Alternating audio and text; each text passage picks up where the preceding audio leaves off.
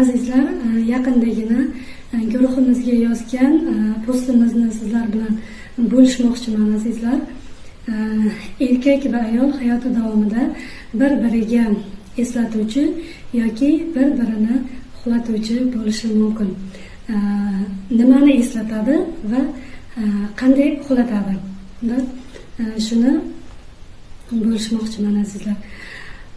Inson, aytdim, yuqoridagi videoyimda ham aytdim, inson ikki xil tabiatli bo'ladi. Hayvoniy tabiatli hamda ruhiy tabiat, ya'ni farishtalik sifatlariga ega bo'ladi. Bu har bir insonni ichida bor narsa. Bu bor narsadir. Inson hayvoniy tabiati bilan birga yashashlikni tanlov qilishi mumkin yoki bo'lmasa farishtalik sifatlarini uyg'otgan holatda farishtalarga xos bo'lgan holatda yashashligi mumkin azizlar. Bu tasavvufda ham judayam ko'p bu narsa haqida urg'u berilgan, bu narsalar haqida ko'p allamalarimiz yozib qoldirgan azizlar. Bu yerda nimani eslatadi? Erkak bo'lsa, erkakdan oladigan bo'lsak, ayoliga shunday munosabat qiladiki, natijada ayol o'zini haqiqiy ayol qanday bo'lish kerakligini eslaydi. Chunki qanday bunday holat qanday shakllanadi? Chunki erkak o'zini eslagan, uyg'ongan bo'ladi. Ya'ni asl tabiatli erkak Alloh uni qanday yaratgan bo'lsa, shunday yodga olgan bo'ladi-da.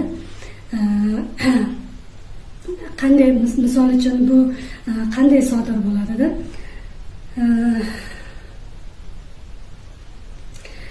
Biz ibodat qilish orqali bu narsaga erishamiz hamda ilm olish orqali bu narsaga erishamiz-da. Ibodat qilish orqali, zikr qilish, namoz o'qishda Allohga toat ibodat qilish orqali hamda ilm olish orqali, ya'ni inson o'zligini anglatuvchi ilmlar olish orqali bu narsaga erishish mumkin-da. Ikkita mana shu holat bilan inson mana shu darajagacha yetib borishi mumkin-da. Ibodat bizni qalbimiz uchun juda ham muhim hisoblanadi. Chunki qalb bu to'g'ridan to'g'ri yaratuvchi bilan bog'liq bo'lganligi uchun ibodat juda ham muhim hisoblanadi-da.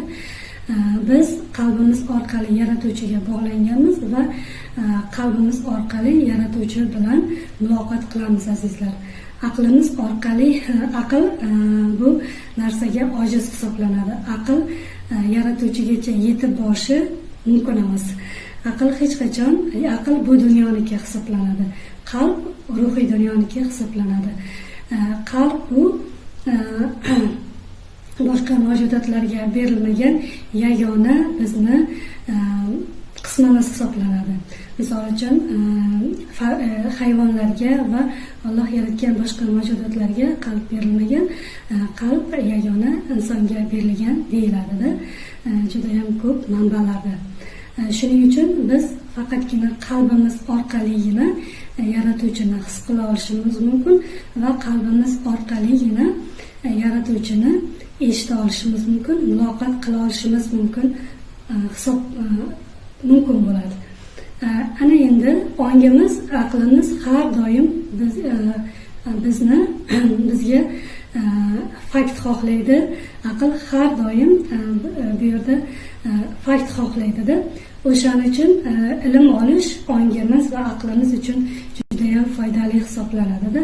Aqlimiz bizga qarshi chiqmasligi uchun nega bunday, nega unaqa degan savollarni bizga bermasligi uchun aqlimizni, ongimizni ham oziqlantirib borishimiz kerak bo'ladi. Ilm olish uchun esa aql va ong uchun juda ham foydali hisoblanadi-da. Chunki ong tor bo'lsa, inson harakatlanishi juda ham qiyin bo'ladi bu dunyoda. Chunki savollar juda ham ko'payib ketadi. Ong agar ilm olib biz o'zligimizni anglashga qaratilgan, aynan qanday o'zligimizni anglashga qaratilgan ilmlar olganimizda mana bu ongimiz kengayib boradi va bizni savollar bilan ko'mib tashlamaydi.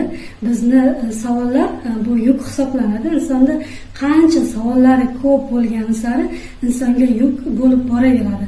Mana shu yuklarni yechish uchun, mana shu savollarni, tugunlarni yechish uchun inson ilm olish kerak bo'ladi. Bizda bloklar deyiladi. Bu har bir insonni savoli ong ostiga insonni blok bo'lib tushib qolaveradi. O'sha yechilinmagan savoli orqali inson yashashda juda ham qiynaladi. Bu xuddi zanjir bloklar, bu xuddi zanjirga o'xshaydi, yechilmagan tugunga o'xshaydi. Insonni harakatlanishga yo'l qo'ymaydi. Insonni gapirishga yo'l qo'ymaydi. Haqiqatlar ichida shunaqa haqiqat, misol uchun inson o'zini anglash kerak bo'lgan holatlari juda ham ko'p bo'ladigan bo'lsa, gapirishga yo'l qo'ymaydi, harakatlanishga yo'l qo'ymaydi. Bular mana shu insonni yechilinmagan savollari hisoblanadi. Har qanday yechilinmagan bloklar, savollar zanjirlar bo'lib insonni ong ostiga shunday tushib qolaveradi va insonni mana shunday harakatlanishiga yo'l qo'ymaydi. Inson mana shu savollarni qachonki yechar ekan, mana shu avtomatik tarzda insonni butun zanjirlari, butun bloklari yechiladi. Mana shundan keyingina inson ongi yorishadi va ongi yorish borasida qalbi yorishadi. Ong agar qalb bu yoqda ketaversa-yu, lekin insonni judayam ko'p savollari ko'p bo'ladigan bo'lsa, mana qalbni ham shunday sekin yopib tashlaydi. Qalb yopilgandan keyin bu juda ham qiyin holat hisoblanadi. Bu juda ham katta mavzuda azizlar. Sizlarga hozir tushunarliroq bo'lishi uchun gapirishga harakat qilyapman. Lekin aslida bu juda ham katta va keng mavzu hisoblanadi. Bu haqda soatlab gapirish mumkin azizlar. Shuning uchun har bir tugunlarni, har bir savollarni, har bir bloklarni mana shu ilm olish orqali yechishimiz mumkin azizlar. Shunday onga, shunday ilmni faktlar bilan, o'sha savollaringizga yechimni faktlar bilan, ilm bilan shunday taxlab aytib berilsa, ha, shunaqamidi, shungamidi, shunga ekanda, mana shu savollarim shunga ekanda, bolaligimda shuning uchun shunaqa bo'lgan ekanda, yoki bo'lmasam katta bo'lganimda shunaqa bo'lgan ekanda, yoki menga shunaqa muammolar berilgan ekanda, menga shunaqa sinovlar berilgan ekanda degan anglov bo'ladi. Har anglovda insonni har anglovi bu o'sha bitta tugunning yechilishi yoki bitta zanjirning uzilishi yoki bo'lmasam bizning psixologiyada bitta blokning yechilishi deganidir azizlar. Har bir blok yechilganda insonni harakatlanishi juda ham oson va yo'llari ochilishi degani. Har bir blokning yechilishi insonni yo'llarining ochilishiga olib keladi azizlar. Bu yerda shuni nazarda tutiladi. Shuning uchun ham aytyapman, ilm oling azizlar. Juda ham ko'p insonni anglatuvchi kitoblar juda ham ko'pda.